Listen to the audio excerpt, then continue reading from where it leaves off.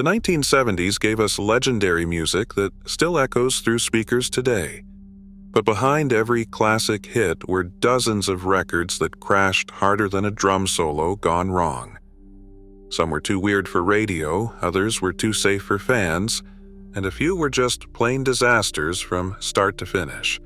Today we are pulling back the curtain on the albums that music history tried to forget.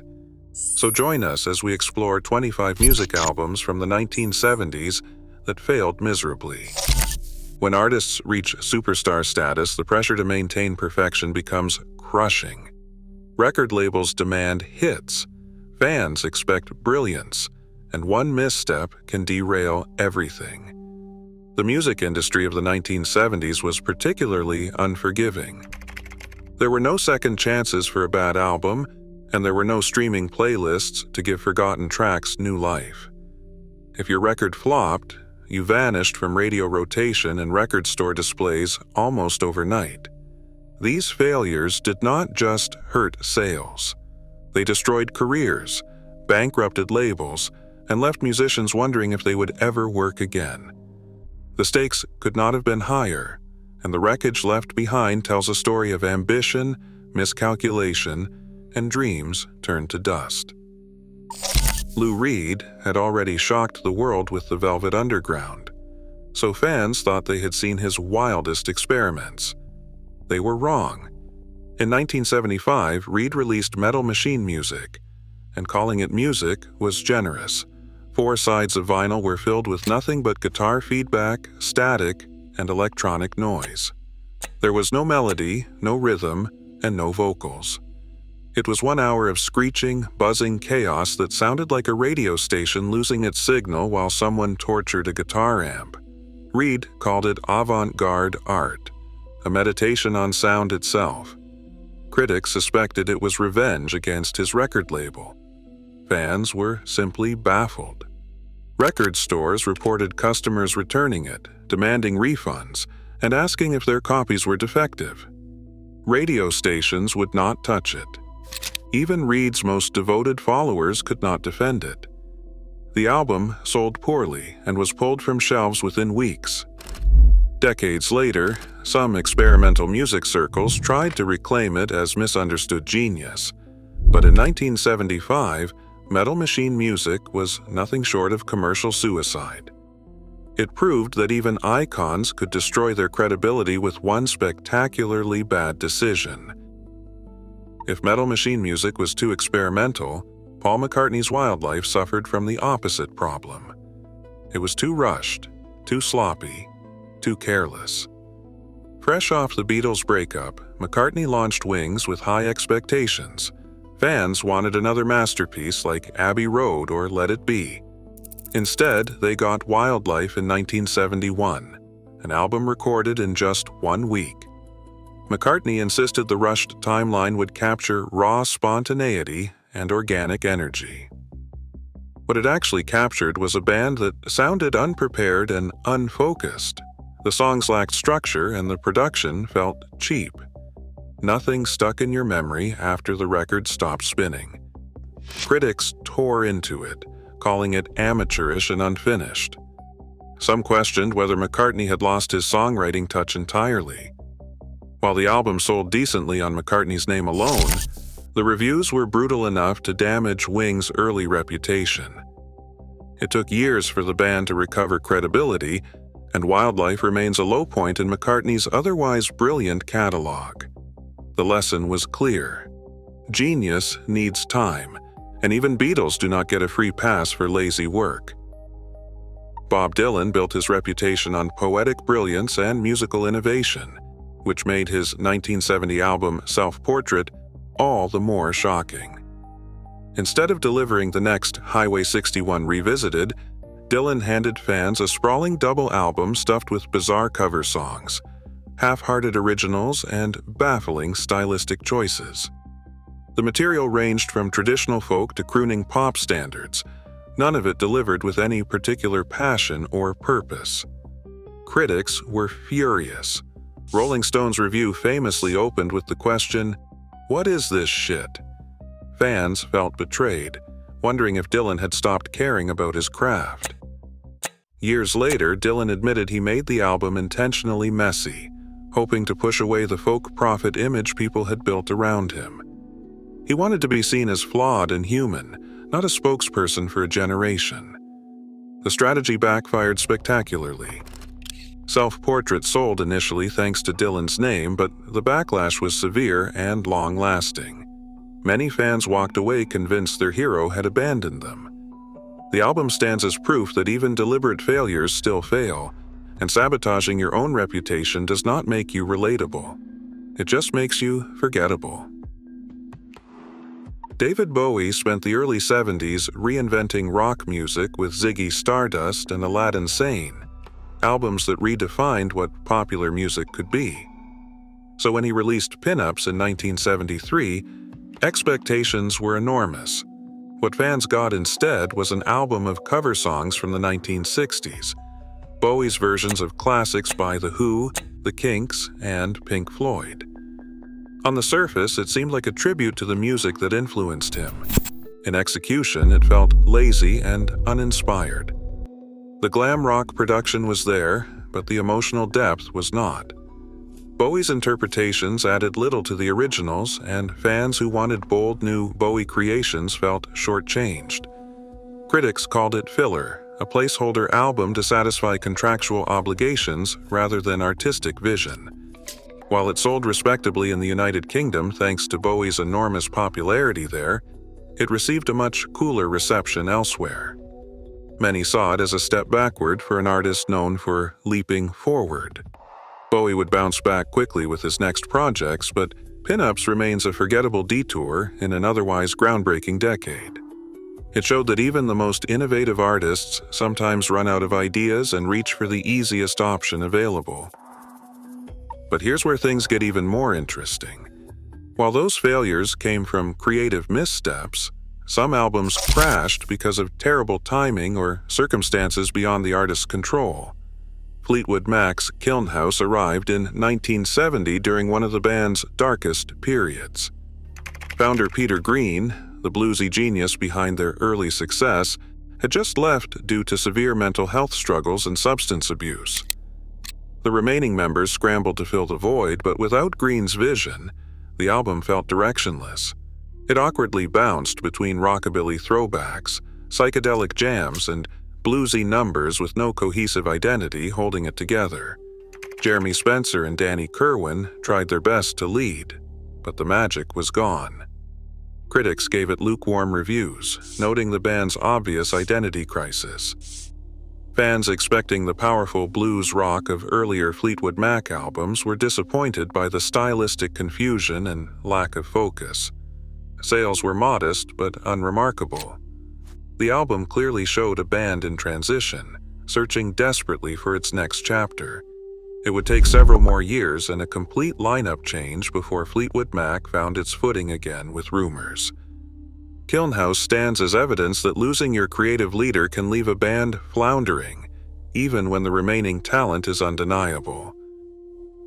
John Lennon and Yoko Ono wanted to make a statement with Some Time in New York City in 1972, and they certainly did. Unfortunately, the statement was that political passion does not automatically translate to good music. The album tackled important issues like feminism, racial inequality, and prison reform, but the execution was clumsy and heavy-handed. Lennon's lyrics read more like newspaper headlines than poetry, abandoning the clever wordplay that made his Beatles work brilliant. The music felt rushed and uninspired, as if the message mattered more than the medium. Fans who expected the emotional depth and sonic beauty of Imagine were stunned by how blunt and graceless this album sounded.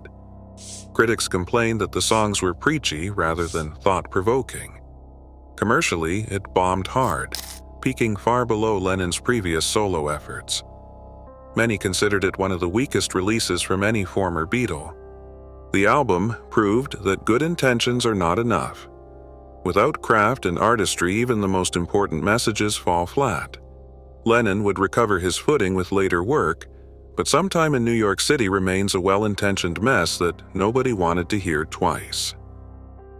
The Beach Boys attempted a major comeback in 1976 with 15 Big Ones, promoted heavily as Brian Wilson's triumphant return to leadership after years of personal struggles. Fans approached it with cautious optimism, hoping for something approaching the genius of Pet Sounds or Smile. What they got was deeply disappointing. Half the album consisted of cover songs, oldies that added nothing to the originals. The new material felt weak and uninspired, lacking the melodic sophistication that made the Beach Boys legends. Critics slammed it as lazy and unfocused, questioning whether Wilson was truly ready to lead the band again. While the album sold reasonably well due to massive hype and the band's loyal fan base, fans walked away feeling cheated. For many, 15 Big Ones confirmed their worst fears. The Beach Boys' golden age was truly over, and Brian Wilson's troubled years had taken too much from his genius. The album stands as a sad reminder that not all comebacks succeed, and sometimes the weight of expectations crushes even the most talented artists. The band would continue for decades, but they never recaptured the creative heights that once defined them. Cher took a bizarre, artistic risk in 1973 with Bittersweet White Light, and it backfired spectacularly. The album abandoned her chart-friendly pop sound entirely, instead offering lush, dramatic reinterpretations of old pop standards and torch songs from decades past. Cher wanted to be taken seriously as a vocalist and interpretive artist, not just a pop star.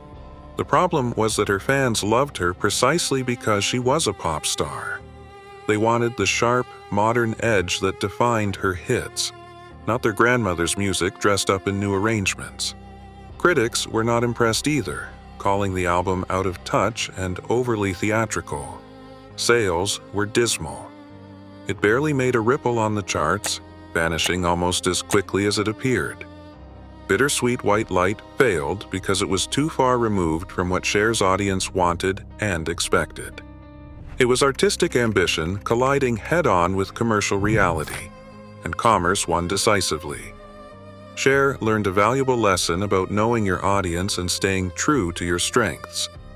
She would eventually reinvent herself successfully multiple times, but this early attempt at reinvention taught her that change needs to bring your fans along, not leave them behind.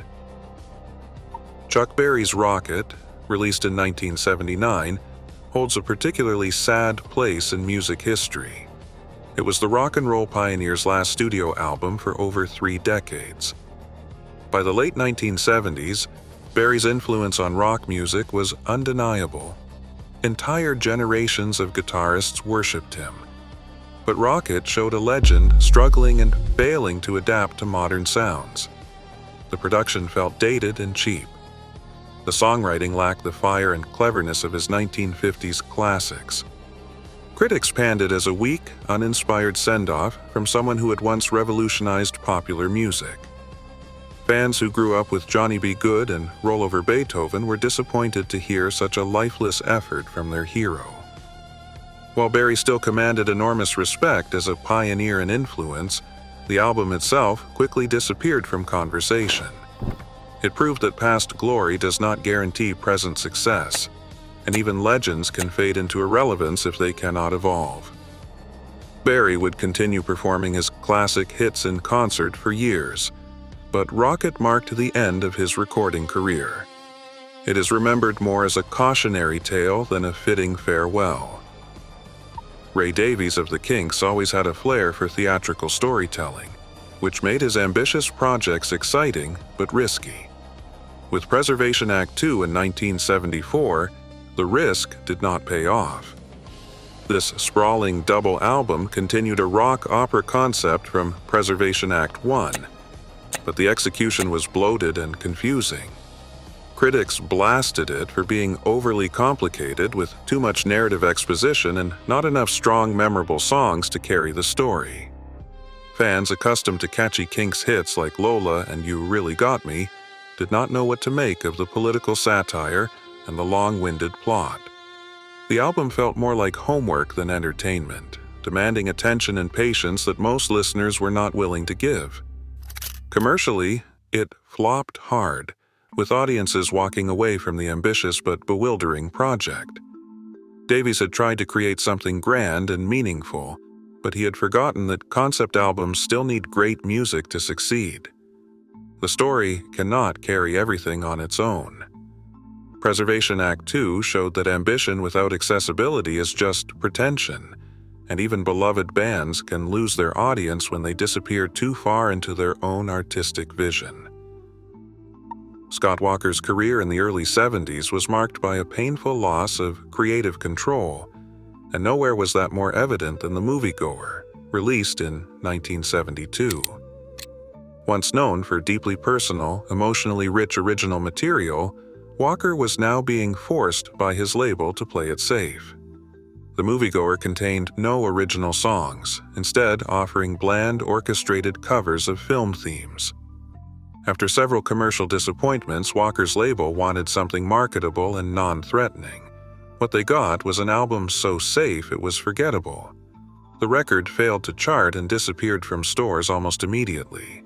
Its failure was rooted in the fundamental mismatch between what Walker's fans expected and what the label forced him to deliver.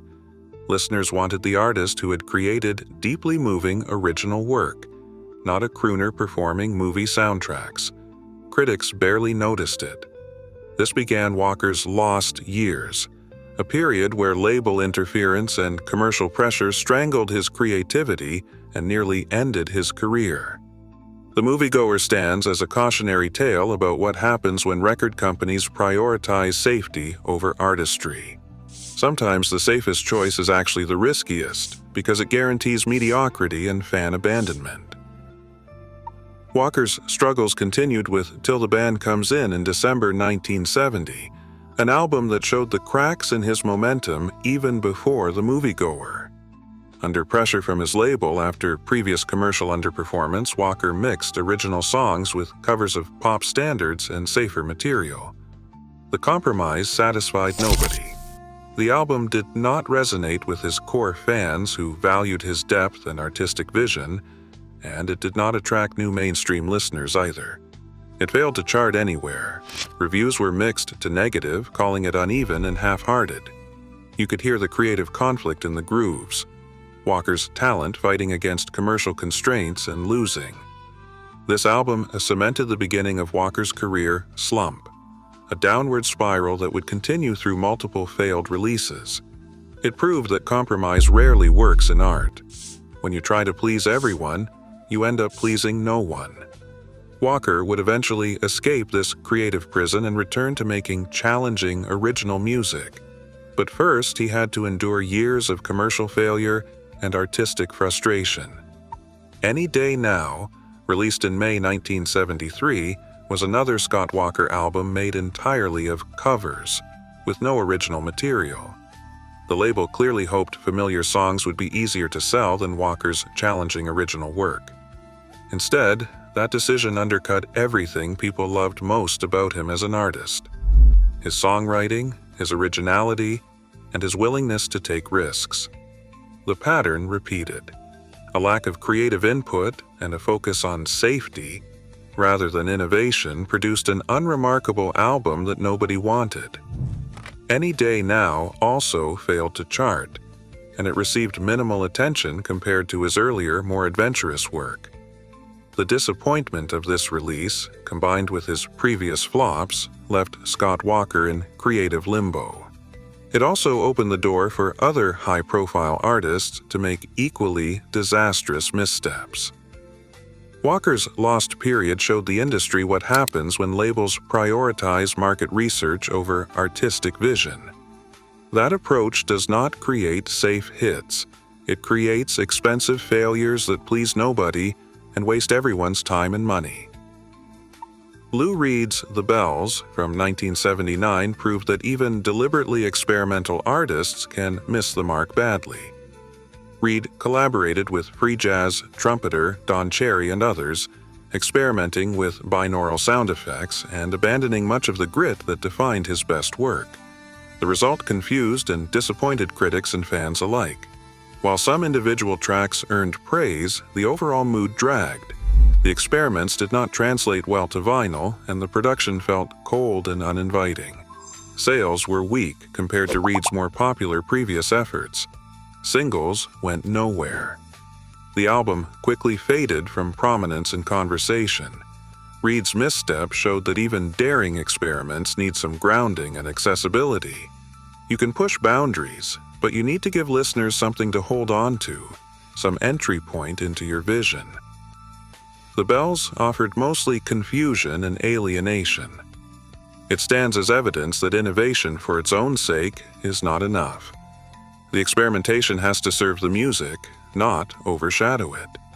Reed would continue making challenging music throughout his career, but The Bells remains one of his least successful attempts at pushing into new sonic territory.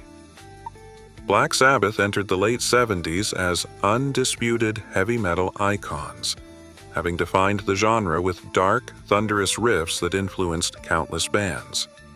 But by the time Never Say Die arrived in 1978, the cracks in their foundation were impossible to ignore. Ozzy Osbourne had temporarily quit in 1977. Internal tensions were boiling over. When he returned, the chemistry that once made them unstoppable was gone. The band tried experimenting with jazz elements and brought in outside writers, straying far from the heavy formula fans worshipped. Instead of sounding innovative or fresh, the record came off as confused and half-hearted. Fans who had once treated Sabbath like gods felt betrayed by the softness and lack of direction. Critics dismissed it as muddled and uninspired, a shadow of the band's earlier power.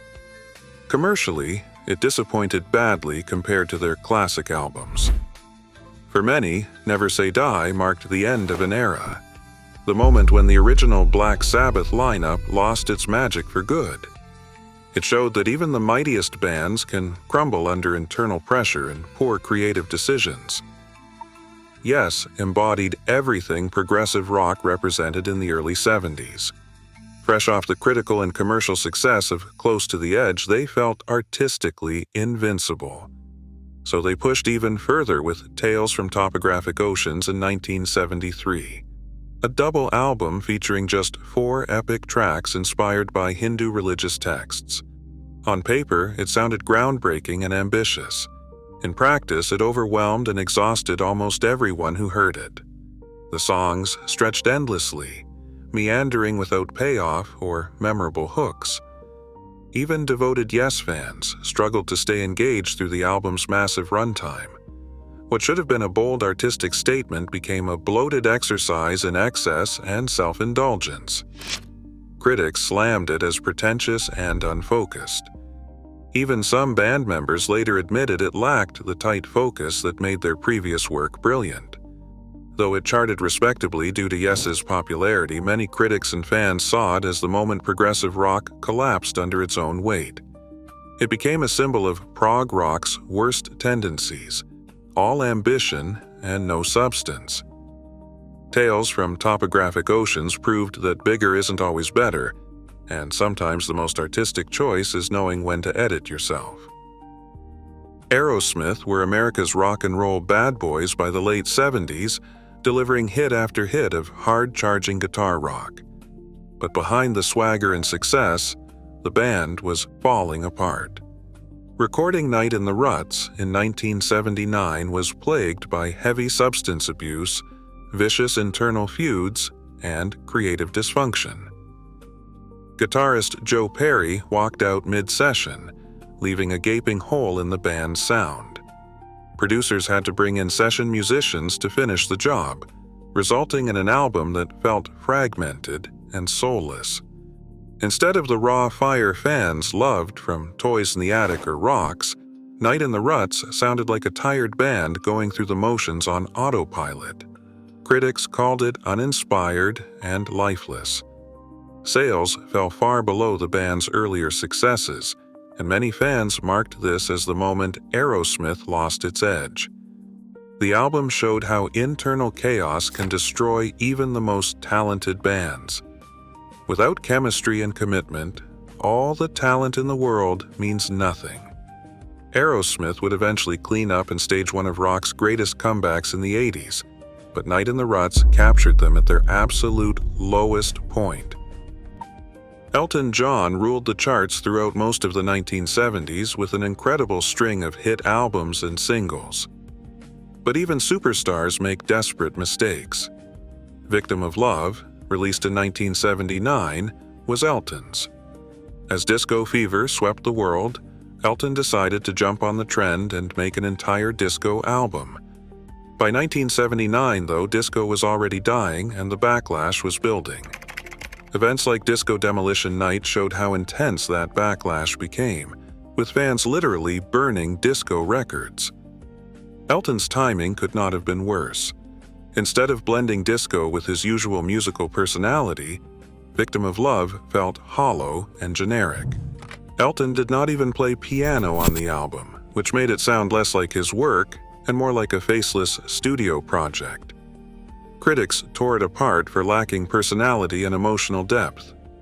Fans ignored it completely, and it reached some of the lowest chart positions of Elton's career. The album proved that chasing trends is almost always a mistake, especially when you abandon the qualities that made you successful in the first place. Elton learned his lesson and returned to his strengths, but Victim of Love remains an embarrassing misstep from one of the decade's biggest stars. Humble Pie built their reputation on a gritty, energetic blend of blues, soul, and rock that captivated audiences throughout the early 70s. But by the time Street Rats arrived in 1975, that spark was dying. The band was exhausted, drowning in label pressure and struggling with personal problems. Much of the album was pieced together without the band's full creative input, resulting in a patchwork of unfinished ideas and half-hearted performances. Fans who once loved their fiery, passionate energy were met with sluggish tracks that felt tired and uninspired. The magic was gone, replaced by obligation and exhaustion. Critics immediately noticed the decline, calling the record unfocused, lackluster, and disappointing. Sales were poor, marking the beginning of Humble Pie's slow fade from relevance and popularity. Street Rats showed what happens when exhaustion and external pressure rob a band of its identity and creative spark. Without passion and energy driving the music, even talented musicians produce forgettable work. The album stands as a sad monument to a once great band that had simply run out of gas. Aretha Franklin tried to shift gears in 1979 with La Diva, an album heavy on disco and R&B produced by Van McCoy and other producers. She was attempting a comeback, hoping to recapture commercial success. But disco was already facing serious backlash, and critics felt McCoy's production was trite and overbearing. Rather than showcasing Aretha's incredible vocal strengths, the arrangements often masked them under layers of slick, soulless production. Even though Aretha contributed 3 self-written songs and her voice remained powerful, the record sold poorly and charted far worse than her previous work. It ended up being the lowest-selling album in her entire Atlantic Records catalog. The flop signaled both a stylistic gamble gone wrong and terrible timing. Aretha had bet on a trend that was already dying, and the production choices failed to highlight what made her special. La Diva set the stage for more cover-driven albums that similarly failed to connect with audiences. It was a low point in an otherwise legendary career, proving that even the Queen of Soul was not immune to bad decisions and unfortunate timing. Emerson, Lake, and Palmer were progressive rock legends by 1978, having created some of the genre's most ambitious and successful albums. But Love Beach came out like a devastating blow to their reputation and momentum. The band was contractually obligated to record, and tensions within the group were at an all-time high. Greg Lake and Carl Palmer had essentially left before Keith Emerson finished much of the work.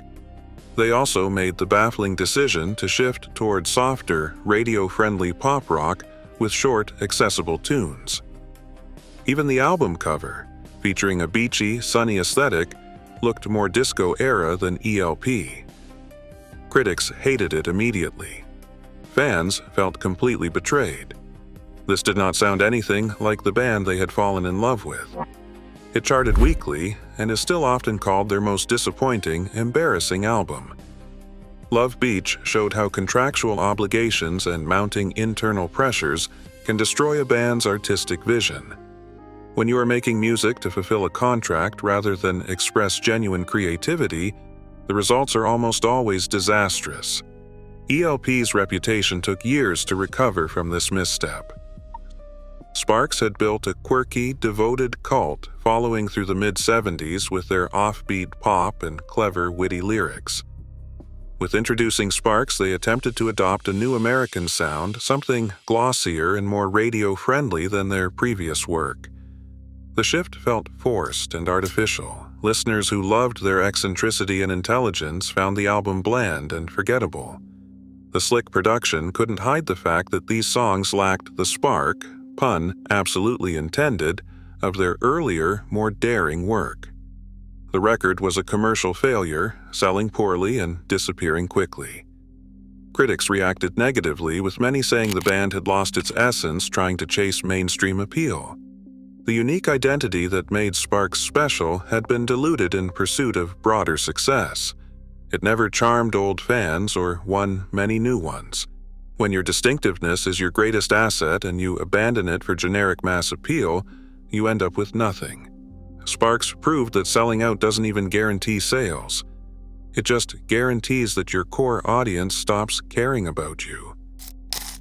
Gene Clark, formerly of the Byrds, poured his heart and artistic vision into no other in 1974. He aimed for something grand and ambitious. Lush production, deep emotional lyrics, sprawling arrangements that pushed boundaries. But the label did not promote it properly. The production costs were extremely high, and the sound was so over the top that many listeners at the time called it bloated and pretentious. It peaked at only number 144 on the Billboard charts, a devastating commercial failure. People either did not get it, or they simply were not ready for something so ambitious and unconventional. Over time, No Other has gained significant cult status, with many musicians and critics now considering it a lost masterpiece. But in its moment, it failed to connect with either commercial audiences or the critical establishment. The album stands as tragic evidence that sometimes great art is not recognized in its own time. Clark had created something genuinely special, but bad timing, poor promotion, and audience unreadiness conspired to bury it. It would take decades for people to realize what they had missed. And now we reach perhaps the most heartbreaking failure of all. Suicide's self-titled debut from 1977 was primitive, raw, and minimalistic in ways that terrified mainstream audiences. It was just two members, creating repetitive rhythms, harsh synthesizers, and bleak urban noise that sounded like nothing else on radio. When it came out in late 1977, most American listeners were completely bewildered. It failed to chart anywhere. Critics were not kind, struggling to understand what they were hearing. The fan base was too niche to generate any commercial success. It was so far removed from popular music that it did not stand a chance commercially. But here's the strange twist. Its influence exploded in later years. Electronic music, punk, and experimental scenes would point to Suicide as a crucial, groundbreaking influence. Its initial failure was simply a matter of being too ahead of its time. In 1977, nobody was ready for music this confrontational and strange. Decades later, musicians worship it as visionary. Suicide proved that commercial failure in the moment does not always mean artistic failure in history. Sometimes you are just speaking a language that will not be understood for years. Big Star's #1 record is perhaps the most tragic story on this entire list. The album was packed with beautiful melodies, gorgeous harmonies, and classic songwriting that should have made it a massive hit.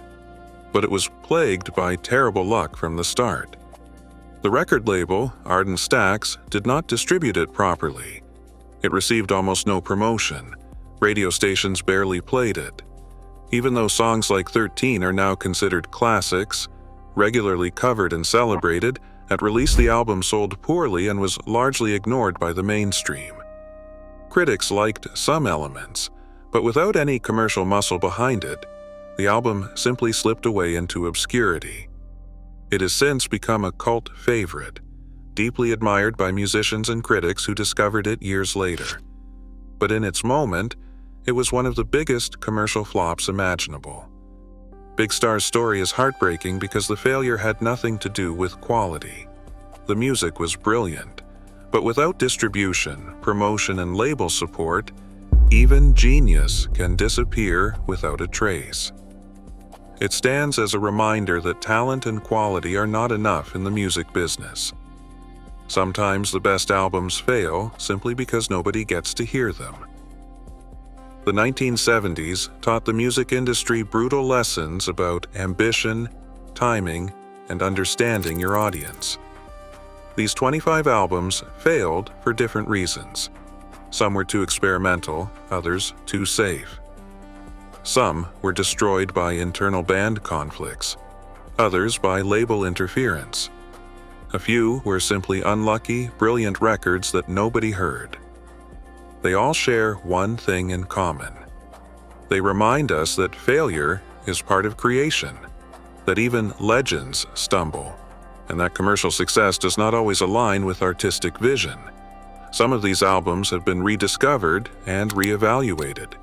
Others remain forgotten footnotes. But each one tells a story worth remembering about the risks artists take and the price they sometimes pay.